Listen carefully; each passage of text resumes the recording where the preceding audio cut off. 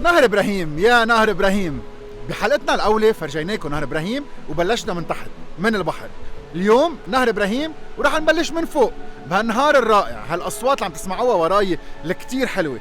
رح نفرجيكم نهر ابراهيم مثل ما هي القصص، المنيح والعاطل، الطبيعه والانسان شو عم بيعمل. رح نبلش من مغاره افقا، محل ما فيه المعبد الروماني اللي كتير قليل منكم بيعرفوا، ومحل ما كانوا الفينيقيه من الوف سنين يجوا يحجوا. رح نلتقى بصديقي مارك بيروتي يلي تعودتوا يعلمنا عن اشياء كتير حلوه عن الطبيعه، ونحن نحكي الاشياء مثل ما هي بس نحرك الراي العام. نرجع نذكركم انه نهر ابراهيم من الاهم بالعالم، وعايز مساعدتكم وقفتكم معه ودعمكم واهتمامكم تنقدر نورثه لاولادنا وللجنريشن الجايين.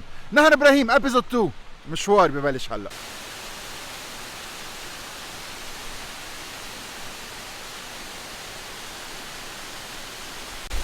ومن هون ببلش نهر ابراهيم. يا نهر ابراهيم ببلش من افقع على علو 1150 متر. من هون المي الحلوه بتنزل وبتلتقى بعد 27 كيلومتر بالبحر مع المي المالحه.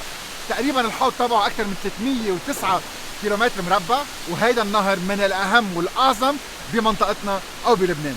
رح نعمل قد ما بنقدر منه نفرجيكم هالعظمه يلي لازم نحافظ عليها. مارك وين؟ مارك! أوه.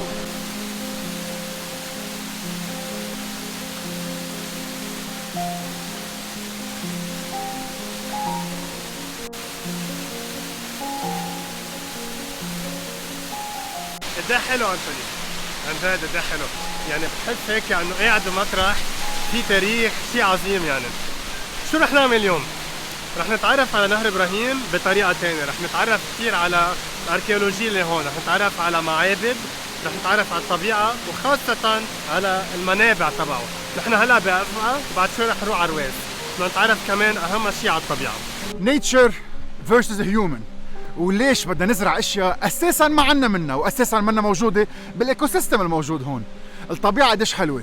عمرنا حيطان، زرعنا شجر مش لإلنا، ونزعنا الاجواء. مش انا قتلتهم بس كثير مبسوط انه ماتوا.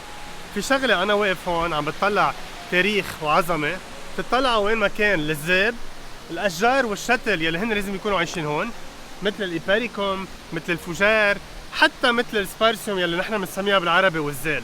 طب بس ليش بمطرح القد حلو، مطرح ما اصلا بيطلع صفصاف، مطرح ما اصلا في الذئب، ليه بنزرع ليلاندي؟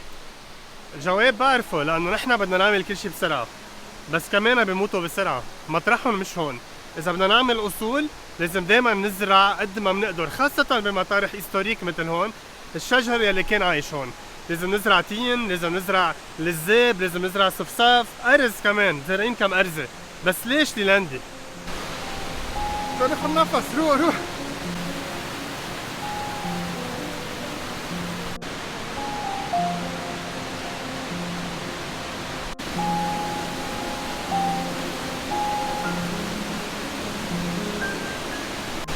سبحان الله الخالق يلي بيطلع لنا مي نقيه نقيه نقيه بشكل مش معقول، ونحن مش شاطرين الا ننزع الطريق.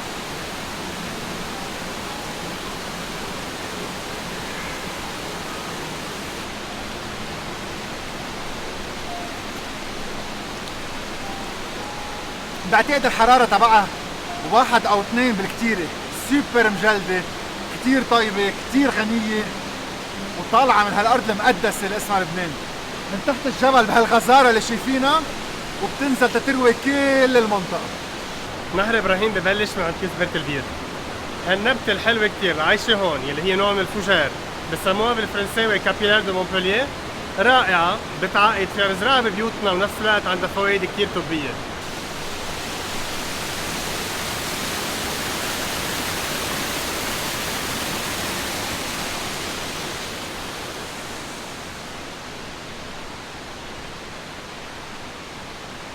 قديش روعة. بس حلو. معقول هول الناس اللي عم بيكتبوا على هالحيطان كون نحن وياهم بشر وخلقة الله؟ ولا ما بعرف شو بدي اقول لك، على شيء عمره آلاف السنين بحطوا هيك شغلة، ما بعرف شو بدنا نسميهم.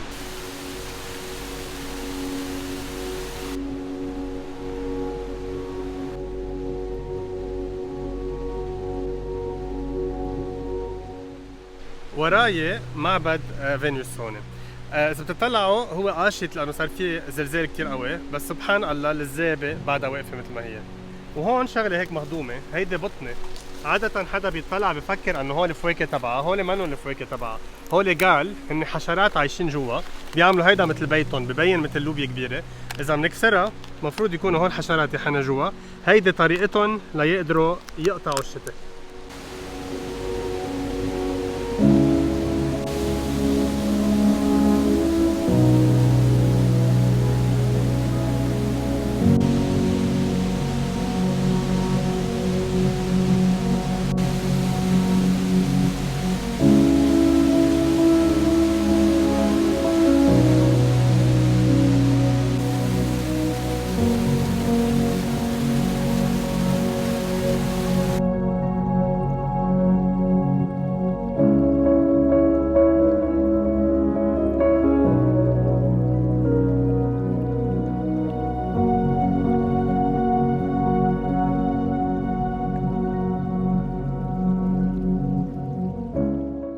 من كسروان انتقلنا على جبال، بتشوفوا كل الضيعه فيكم تقطعوها، وعم نقطع من ضيعه لضيعه لضيعه، وصلنا هلا على مجد العقوره وبعد شوي العقوره، وبتشوفوا المناظر والالوان الكتير حلوه يلي هي بهيدا الطقس، الجبال البراونش كولر، الشجر، شي روعه روعه. من بعد ما شفنا اول نهر رح نقطع على تاني نهر، بعدين وين بيلتقوا تا يكفوا اول ذا واي على البحر. يلا المشوار بكفي ووكينج.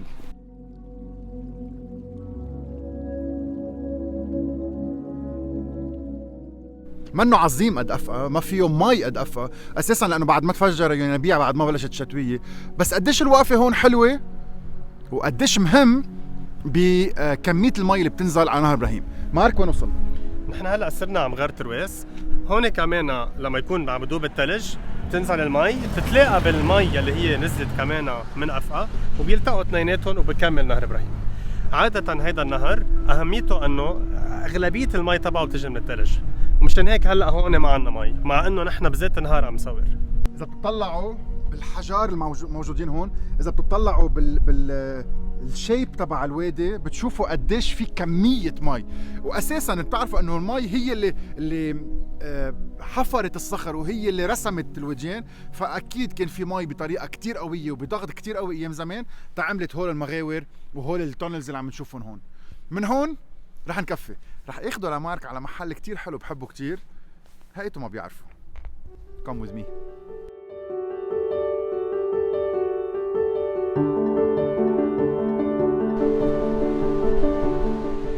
صرت جاي لهون تقريبا 4 مرات، وكل تصوير احلى من الثاني. توصلوا لهون تسمعوا صوت المي، بتنزلوا بتتمشوا بين الشجر، وفعلا بتقربوا من ربكم. طلعوا العظمه يلي للاسف رح ترجع تنتزع اكثر واكثر كل ما نقرب على المدينه. خليط بين الطبيعه وبين الانسان، خليط بين الطبيعه كيف هي اشتغلت مع حالها، والانسان كيف تطور معها. بمحلات نزعها، بمحلات استفاد منها، بمحلات هي رجعت تأقلمت. هالنهر واحد من القليل بكل البحر المتوسط، واحد كتير قليل من هالانهر يلي منه محميه ومنه كتير منزوع، شي بالنص. واليوم بناخد القرار، هل بنقدر نحافظ عليه كرمال نقدر ينكتب له عمر جديد، او بنتركه ومنضلنا ناكل منه ومنضلنا نأذيه، وبعد كم سنه بنقول كان عنا نهر يا ريت. شوي من كل شي فينا نتعايش مع بعضنا بلا ما نأذي بعضنا، نحن والطبيعه، نحن والارض، نحن والاساطير اذا ضروريه، نحن وكل شي. بس ما بنمص كل شي من الارض ونرجع نقول بعدين يا ريت. نحن هون هلا حد المي، نباتات المي موجوده كتير. شفنا الدلب حوالينا، كيف نعرف الدلب بالشتاء بكون فقد اوراقه، وفي الفواكه هيك مثل بولات صغار بنسميهم اكان عليهم مثل وبر، هيدا بيساعد انه البذرات يطيروا مع الهواء. هون عندنا الايباريكوم يلي هي دغري دلاله على المي، جدودنا بيستعملوها لكثير اشياء طبيه، ريحتها كثير بشعه، بسموها اودور دو بوك مثل ريحه البقر. هون عندنا نوع من الفجار، وكمان اذا قلبنا ليكوا شو حلوه اخضر من هون، اذا قلبنا بنشوف السبورز تبعها يلي هن بخلوها تتكاثر. هون عندنا الارم يلي جدودنا كمان بياكلوها، بس اذا تكون مسلوقه بسموها لوف. هيدي من احلى نباتات عندي، بشوفوا هيك الزيح المي يلي هيك الزيح الابيض يلي عليها هيدي لاميوم. واذا بنمشي شوي بنشوف هيدي النبتة اللي ما في منها بالعالم غير بلبنان، اسمها ميليسا، وهيدي كل النباتات اللي حكينا عنهم دليلة انه في مي. هون عندنا نبتة ما في منها بالعالم غير بلبنان، اسمها ميليسا. كثير مهم تنتبهوا، لأنه إذا غلطتوا شوي بين هاي وبين هاي بتعقصوا. هيدي القراص أو الأورتي أو النتل، انتبهوا ما تدقوا فيها. هيدي النبتة لو نحن هلا منا بالخريف كنا بنشوفها كثير كبيرة وعاملة مثل براش، جدودنا كانوا يستعملوها مثل فرشاية. كم نبتة بنعتقد او كم شجرة او كم بلانت او كم كل البيودايفرسيتي بنعتقد موجود بهيدي المنطقة؟ هلا كشجر في بالدومينانت يعني شي 15، يعني بين دلب وحور وصفصاف وغار وخروب وتين، هول كشجر. كنباتات بتطلع تحتهم في نباتات المي تقريبا كلهم سوا بيطلعوا بال400. هيدا اكيد نباتات، في عنا بعد حيوانات، في عنا فراشات، في عنا حشرات، في عنا حتى فطريات. كله هيدا بنكون عم نحميه اذا حمينا هالفالي. انطوني قرب. هلا مش هي على الاخر، بس تذكر وقت عملوا جينوسيد ارمينيا السامبول تبعه هي النبته يلي اسمها ميوزوتيس باللاتن، او حتى بسموها فورجيت مي نوت بالانجليزي. ليك شو حلوه، نقرب عليها نفرجيهم. هي فيها 5 موف، فينا نحكي كثير عنها، بس خبرك ليش هيك خبريتها. بيقولوا انه بالنمسا كان في فارس لابس كل الارموري تبعه الحديد كلها سوا، وعم يمشي ومشنقل سحبته، تفركش وعلى التقل تبعها ما قدر يظبط حاله، هيك قلب على مثل كان في مثل ساقيه، لحق يقطف هالنبته وكبل لها اياها ولا ما تنسيني، وهيك صارت اسمها فورجيت مينات، او بالفرنساوي نو موبلي با. بسموها ميوزوتيس لانه ورقتها هيك بتشبه شوي الفاره، وهيدي هي السامبول تبع جينوسيد ارمينيا.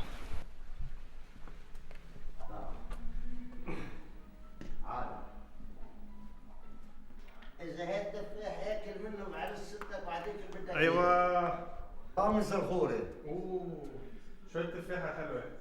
استاذ رامز الخوري عايش هون صيف شتاء؟ بالايام تعال. استاذ رامز شفنا قاطعين واصلين وعزمنا على تفاحه غير شكل، محطوطه برات البراد، بعدها كتير مسقعه، كتير صغيره، من نص اصفر من نص ابيض احمر. extremely sweet, extremely sweet and nice crunch. هون امتى انقطفوا؟ هول انقطفوا باخر ايلول. من وقتها هيك اسمعوا القرشه من اخر ايلول مقطوف. سمعت المثل يلي استعمل لك اياه؟ مش اكل منهم بعرس ستك. انه منيحه. عبي عمنيت. لا وعلى مرة ثانية. لك عبي تفاح. عندنا كثير تفاح ولا. طيب يلا. عبي الزل عملك. طيب يلا. هو من بيروت رح نحط له تفاح. اذا بتعطيه الصندوق لو عندي بعطيه. خلص. لايك اذا قراتهم هو هلا خذ رقمي صايفوا معك، اذا قراتهم دق لي بس. ليش انا بسترجع زعلك اصلا؟ شو رح نحكي شو فيه؟ يعطيك العافية بكفي. خذ هذا. اهلا وسهلا فيكم. لك الله يخليك. اهلا وسهلا. قل لي احلى بلد بالعالم وين؟ المجدل. عندي انا المجدل بالنسبه إلي لانه اجمل منطقه وشعبها قلب طيب. بلاقوا الواحد على بعد 10 كيلومتر. عندي سؤال واضح. عندي سؤال، وين في غير بلبنان حدا يكون ماشي على الطريق شو بقول لك؟ تفضلوا اكلنا جوز، اكلنا تفاح، تعلمنا كم سبة جديدة، حط لنا ضحكة على وجهنا وكافيين المشوار. الله يقويك. اهلا وسهلا. الله يقويك خليك هالضحكة. لايك صورتوا الشلال تحت؟ كيف لك؟ ايه عامل قعدات انا بالصيف تحت. يلا عامل بنزورك. قعدات وبيجي عالم الله. يا اهلا وسهلا فيكم.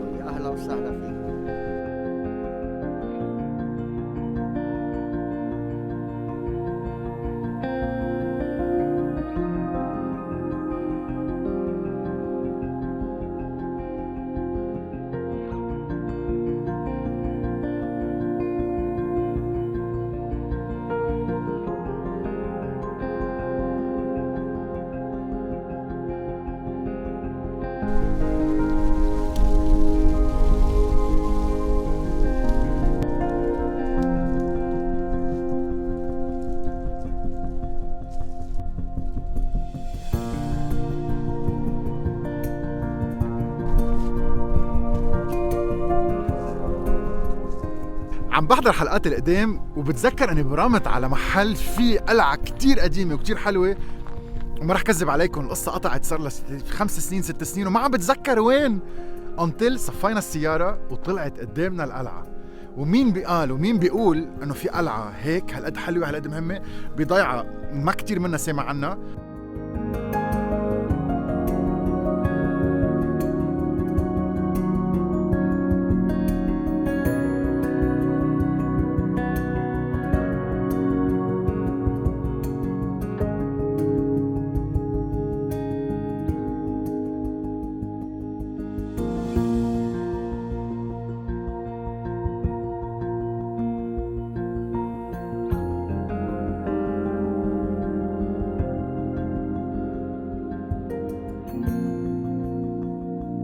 اسمي إلي خليل، أنا بشتغل بمحمية جبل موسى لي 11 سنة، واليوم رح كون معكم جايد على المواقع يلي حوالي نهر إبراهيم. وادي نهر إبراهيم بيقول عنا المؤرخ الفرنسي إرنست رينو إنه من أجمل من أروع المناطق بلبنان، وبيقول كمان إنه بهيدا الوادي الإنسان صلى لأطول فترة ممكنة بنفس المحلات. يعني كان قبل كان في الفينيقية، بعدين رومان، بعدين اجوا المسيحية وصلوا بنفس الأماكن، بس غيروا أكيد شكل المعابد يلي عم بيصلوا فيها. فهي من المحلات اللي كتير مهمة على الصعيد التاريخي والصعيد البيئي كمان. نحن هلأ بيانوح اليوم موجودين. هيدا الموقع له هو مرتبط بشكل مباشر بعبادة أدونيس يلي كانت تصير من زمان. الحفريات الأثرية اللي انعملت بالموقع دلت أنه كان بلش ينسكن الموقع من أيام العصر البرونزي القديم، يعني بالألف الثالث قبل الميلاد، وكمان في كمل بالعصر الحديدي يعني الألف الأول قبل الميلاد. الموقع فيه 3 كنايس. أول كنيسة حكينا عنها اللي هي المعبد الروماني اللي تحول بعدين لكنيسة على اسم مارجريوس الأزرق. تاني كنيسة هي موجودة هون معمرة بالحجر الرملي الأصفر، هي كنيسة عمرت بالفترة الوسيطة. ثالث كنيسة موجودة هون على الشمال كمان معمرة من الحجر الرمل الأصفر، وتعمرت بالقرن الخامس بعد الميلاد. موقع المعابد يلي موجودة على ضفاف نهر إبراهيم على اليمين وعلى الشمال مرتبطة بشكل مباشر بالمسيرات الحج يلي كانت تسير من مصب نهر إبراهيم لحديث منبع نهر إبراهيم بمنطقة أفقا، ومرتبطة كمان بالطقوس يلي كانت تسير ويلي هي لها علاقة بموت وانبعاث الإله أدونيس حسب المعتقدات الفينيقية. هيدا المركز من بعد الفترة الرومانية تحول لمقر للبطريركية المارونية من سنة 750 بعد الميلاد أكيد لسنة 1227. قديش حلو. مش بس الحجر اللي أكيد في منه وين ما كان بيناتهم بعلبك وغير محلات كتير مهمة بلبنان، بس الخضار والشجر اللي حوالينا، هال3-4 ألوان بين السما والأرض والشجر واللون الأزرق unbelievable. شو حلو. هو كل شيء لونه اخضر هو السنديان، واللي لونه اصفر هو السنديان البهر يلي بنسميه ملول، او حتى في مطارح بسموه عفس. ليك هون شو اكتشفنا؟ في زوفة، هيدا اللي عم تطلع هون على الحيطان، هيدا من اهم نباتات نستعملها للصحة البردية اللبنانية. يعني ما في بيت بهالمنطقة ما في زوفة. وإذا بنمشي كمان لأنه هول دايما هن نباتات القلعة، بيطلعوا دايما على صخور القلعة. بتطلع هون في الباريتاريا أو حشيشة الإزاز يلي هي كمان عندها استعمالات طبية وحتى استعمالات مش طبية.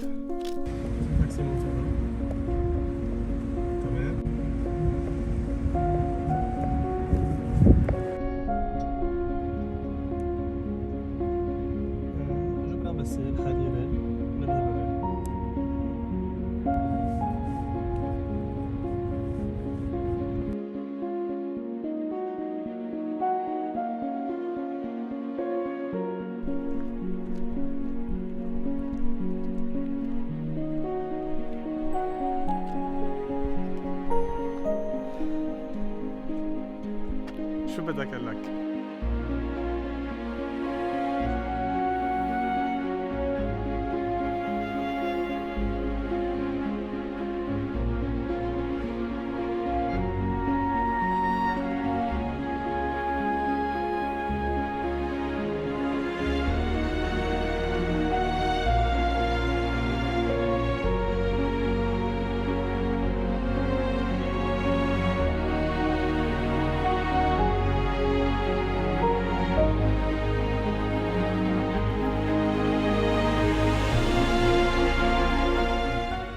ما في تقريبا نهار بالصيفية ما كان ننزل من بيتنا على جنة من هون ونرجع نطلع. تاخد 10 دقايق نزول، بتكون محمس، بدك ساعة لترجع تطلع. ما بعرف قديه ابشع شيء لإلي انا هلا، انه انا ما في فرجي اولادي الشيء اللي اسمه كان جنة، ما في نزلهم، ليك في شيء بيمنعني انزل على، انا بعتبره ضيعتي. هلا بدك تقول لي مع السد او ضد السد، انا بالهيك شغله هيك كثير بديهيه لإلي. اذا جدودك سموا شيء جنة بتعملوا سد، هيدي بس هذا جواب ما بده عالم ما بده شيء. هلا مع او ضد السد، اوكي في مطارح بركي سدود مهمه، بس انا بالنسبه لإلي سد جنة انعمل شوي عن زي ولو طارت يعني. في كتير خبراء، في كتير دراسات كانت ضد السد وانعمل بالقوه، بس رح روح معك على الاكستريم لنقول انه سد جنة لازم ينعمل.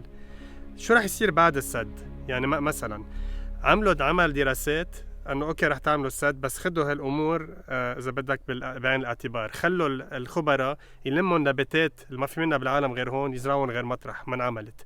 توسيع الطرقات من وين ما كان لنوصل على السد. ليش؟ حدا عم بيهتم مثلا بالناس عم تشتري اراضي حوالي السد لبعدين بركي تطلع اوتيلات او تعمل بيوت وتغير كل هالمنطقه اللي كان اسمها جنة؟ هلا بفهم انه في ناس رح يقولوا بننتقد كنا ننتقد شو وين، وبعدين هلا بنصورها انه قديش حلوه، وهذا السد رح يكون بعدين يمكن هيك حلو. بس هالامور كلها حدا عم بياخذها بعين الاعتبار. الضغط على هالفالي نعمل سد، اذا بتشوف بعدين قد في كسارات، توسيع طرقات، اراضي زراعيه، رش، كله سوا بدنا نعمله ونقول انه لا ما رح يتغير ورح يضل اسمه جنة. انا هيدا اللي بخوفني. محل اسمه جنة منيجي بننزعه، وبعتقد الصور اللي عم تشوفوها هلا عم بتفرجيكم وعم بتبرهن لكم قديش نزعينه، غير انه عاملين بس سد، الطرقات، التوسيع، كلنا نحن وصغار وانا واحد منهم عاملينها كلها مشي ونازلين ايام الكشافه تننزل نخيم تحت. ما بقى في شيء منهم. بدنا نكفي وبدنا نعمل انماء، بس بنعمل 400 صفر، بنعمل هالقد زفت، بنعمل هالقد بيتون، بنعمل هالقد تخريب، بنعمل هالقد دمار، من أرض، من مي رائعة، من مي بتطلع الطبيعة، من شي خلقه ربنا بيطلع من تحت الأرض. أول ما يوصل لهون بينتزع، بيبطل ينشرب، بيبطل حدا بيقدر يتحمم فيه، بيبطل بيقدر حتى الحيوانات تشرب منه. كرمال شو؟ كرمال شوية ناس تستفيد، كرمال شوية ناس تفكر بالوظائف، كرمال شوية ناس تفكر أنه كيف نحن بدنا نشوف مين بيستفيد على حساب مين.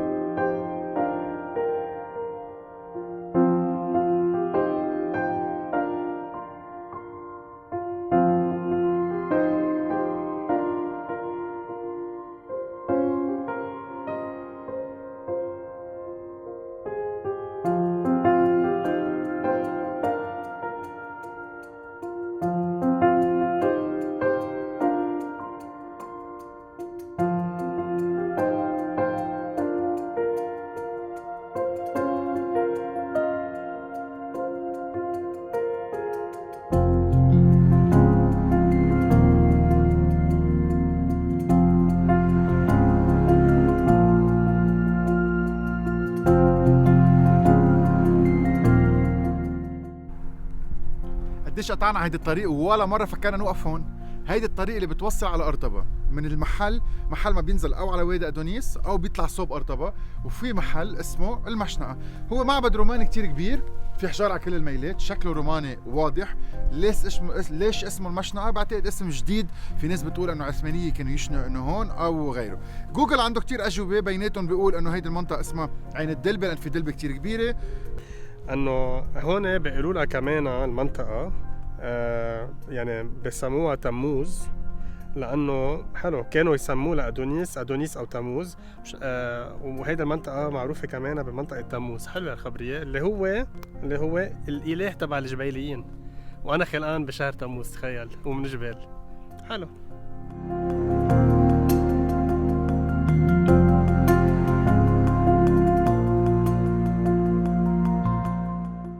بالوادي تحت، هيدا وادي نهر ابراهيم او وادي ادونيس مثل ما كانوا يسموه الفينيقيين. تاني ميل من الوادي عم تشوف جبل موسى، هيدا الجبل كله جبل موسى. من هاي الميلة عم تشوف تقريبا 3 ضيعة صغيرة. اللي فوق ضيعة صغيرة اسمها العبرة، من تحتها في ضيعة كمان صغيرة اسمها شوان، وهيديك الميل ميلة الجنوب في عنا كمان ضيعة صغيرة اسمها سنوبر تابعة ليحشوش. هلا حد كنيسة سيدة الميدان، هي بتصير حد المعبد دغري، حد المعبد الروماني. هيدي الكنيسة تعمرت على أساس معبد روماني كمان موجود هون. بس أنطوني بدي فرجيك حجر هون هالميلة. هيدا الحجر كمان متاخد من المعبد. إذا بتلاحظ فيه كمان محفور، في أشكال محفور عليه. استعمل هيدا الحجر كأساس لبناء الكنيسة. بعدين حد نوويس في عنا منحوتات. في عنا تقريبا هيدا المشهد يلي على الشمال بيمثل شخص لابس تياب حرب، محارب وحامل رمح بإيده. باللوحة الثانية اللي على اليمين بتصور مرة قاعدة بهالوضعية، يعني هي عم بوضعية الندب، يعني حزينة. نفس المشاهد تقريبا، في مشاهد تشبهها موجودة بضيعة الغينة يلي هي تاني ميل من النهر، ميلة جنوب النهر.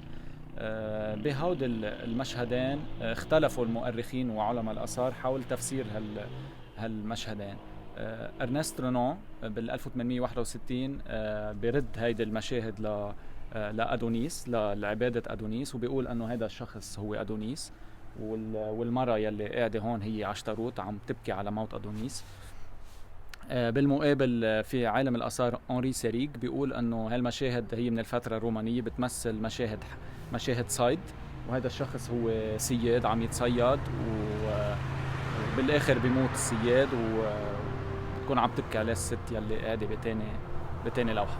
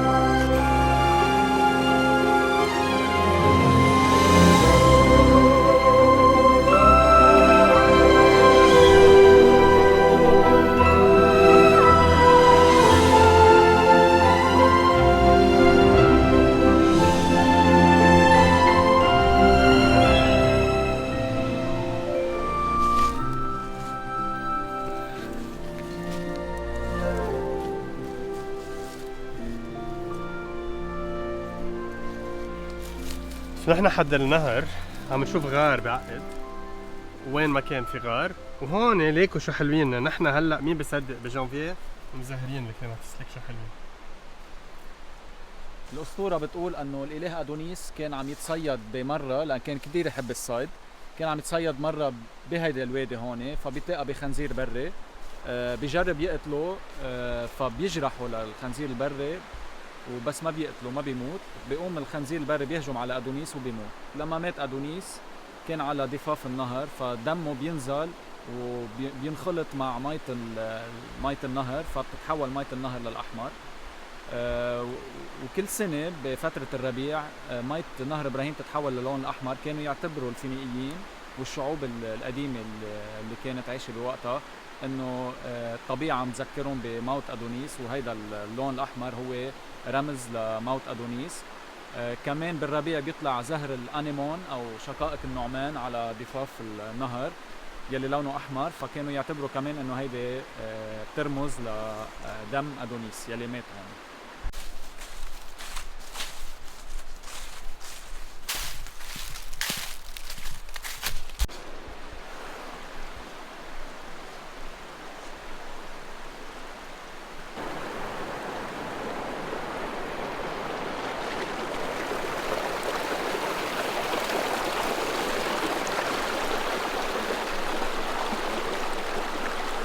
بالقرن الخامس تلميذه لمرمرون يلي هو ابراهيم الكوروشي بيجي على المنطقه على افقا تحديدا لهون من حلب، وبيبشر الناس يلي كانوا ساكنين هون بالديانه المسيحيه. فتحولت معه المنطقه كلها للديانه المسيحيه بالقرن الخامس، بدايه القرن الخامس، وتحولوا كل المعابد يلي عم نشوفها اليوم من معابد وثنيه لكنايس. وكمان تحول اسم نهر ادونيس كمان لنهر ابراهيم نسبه لابراهيم الكوروشي. قد ايه النباتات اللي هون حلوين، يعني من اشجار في عنا كتير دلب وعنا كتير غار شفناهم. شفنا كمان الزمزريقه يلي بسموها بالعربي السجريقه، بالانجليزي جوداس تري، اللي بيعتبروا انه يهوذا انتحر عليها. بس كيف ما بتطلع بنشوف فجار، بنشوف هون في ميجافوربيا ابريل يلي هن بسموهم قطع وصل، في اشياء بتعقد. فهون عم نشوف دلب، الدلب كتير مشهور بشلشه القوي اللي بيتجذر هيك بينزل، ما بيخلي حتى النهر يقشه يعني. إذا بنقرب وبنشوف كيف هذيك المرة حكينا عنهم ضيعت كلها موس، وهون عنا أنواع ما شفناها قبل من فجار تانية كمان. وين ما كان عم نشوف هون كل واحدة أحلى من التانية. هذيك المرة شفنا غير شجر، هالمرة شفنا طينة طالعة بدلبة. كل مرة بنتوفى بس تطلع بدلب. قديش حلو انه الطبيعه متروكه مثل ما هي. انا بيجي بقعد هون ساعات وبتقرب من ربي وبتطلع، من شم روايح، من متع نظرنا، من متع دينينا. خوات عن جد جنون. شو هالنهر العظيم.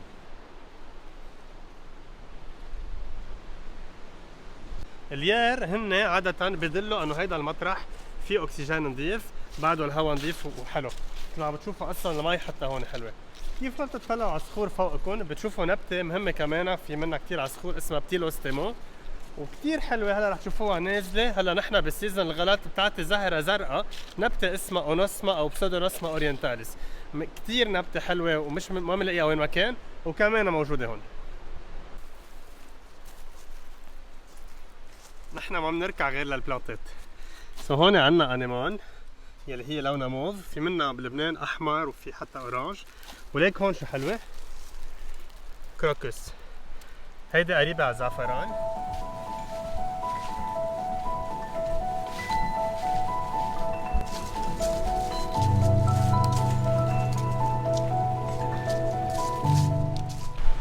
نحن هلا بيحشوش، ضاية يحشوش. الاسم اصله سرياني بيعني الاله المتألم، هالاله المتألم هو ادونيس. بعد عنا محطة اخيرة اليوم يلي هي الغينة، ضاية الغينة.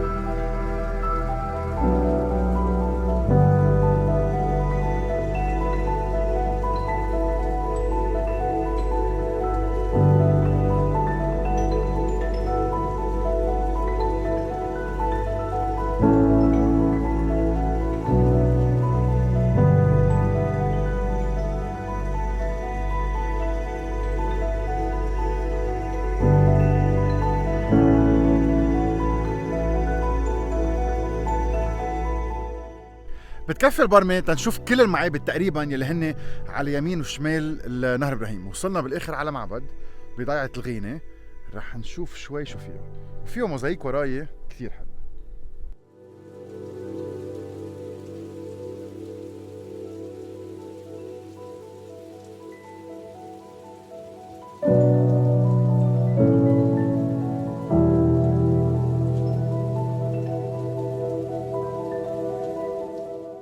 هيدا المعبد روماني، تحول بالقرن الخامس لكنيسة بيزنطية، وهو جزء من معابد يلي منتشرة على يمين وشمال وادي نهر إبراهيم، وهو بيوقع على الطريق الروماني القديمة يلي كانت تبلش من المعملتين وتوصل على أفقا وبعدين على بعلبك.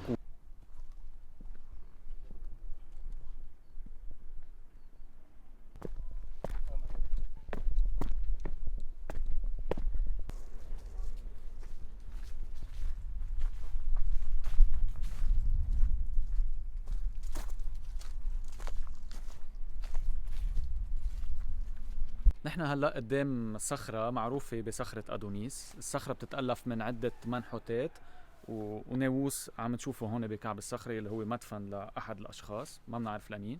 بالمنحوتات عنا فوق مشهد بيمثل صياد عم بيتصيد حيوان كمان ما بنعرف شو هو.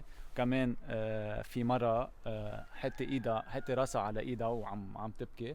مشهد تاني هالصياد معه كلبان كأنه يعني اخذون على الصيد.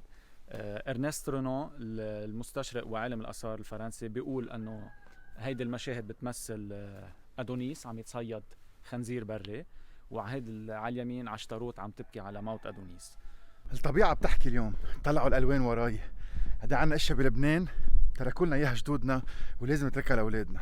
تاريخ، تراث، آثار، اشياء بتاخد العقل، بنحافظ عليها وبناخد اولادنا يكتشفون. واحد ما بيقدر يحب شيء اذا ما بيعرفه. اكتشفوا البلد اكثر، بتنغرموا فيه اكثر واكثر، وبضلكم تقولوا مثل دايما كنا نقول احلى بلد بالعالم.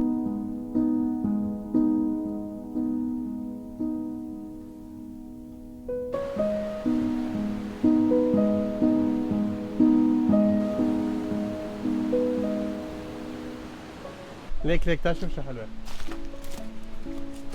هذا البلانت هي نوع من اللوف اسمها اريزاروم، بس تطلع من هون بتشوف هيك كأنها هيك مثل حية مبينة.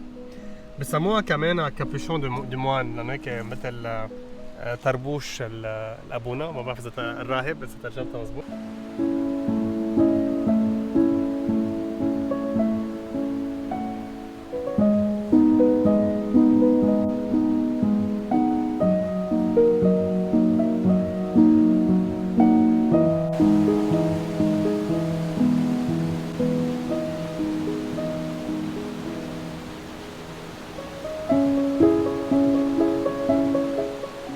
التقينا هون من شهرين تقريبا، شهر ونص. كان في مي اكثر بكتير، بس كان نوعية الخضار غير، الالوان تغيرت. من ميل انا حبيتها اكثر، في ناس بتحب الصيفية اكثر بكتير، بس كمان بنرجع بنحكي باكثر من حس بتفاعل الانسان والطبيعة. شوية زبالة اكثر، شوية اكياس اكثر. من ميل الطبيعة كتير حلوة، بتقعدوا هون بتقربوا من ربكم. من ميل تاني بتقولوا يعني لو في ناس اوعى شوي. شو تعلمنا اليوم مارك وشو المساج بدنا نوصله؟ اول شغله تعلمنا هو قد ايه هالفاليه بالشهر بتفرق. الالوان بتفرق، بس كمان الواحد بده يتعرف عليها من قريب، بده يتعرف عليها بكل السيزونز. يعني لما بنعمل مثلا دراسه عن نباتات او عن بايودايفرسيتي بنجي كل شهر، بنجي كل جمعه، لانه بتتغير. ما فيك تقول انا بعرف. من شوي انت كنت عم بتقلي ما كنا عم نسجل، كنت عم بتقول ما في اقول انا بعرف نهر ابراهيم وين، شو اي نقطه فيها لانها كبيره. تعلمنا كمان اليوم اشياء كثير، هو انه اللي حكيناهم ونرجع بنشدد عليهم المسج الاساسي، انه نحن كبشر مش بس اذا بدك الحضاره تبعنا هي شو بتعمر واي طريقه عملت، بس كمان الاشياء الحلوه اللي اعطيناهم الله والطبيعه ونحن ما بندمرها بنحافظ عليهم.